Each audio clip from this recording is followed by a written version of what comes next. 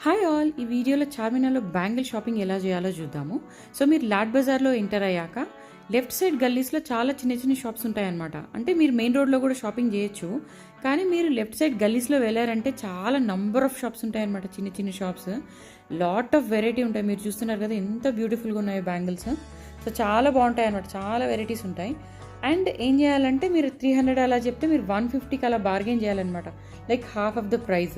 అప్పుడే మీకు మంచిగా డిస్కౌంట్ వస్తుంది. ఎందుకంటే చాలా ప్రైస్ హైక్ చేసి పెడుతుంటారు ఇక్కడ.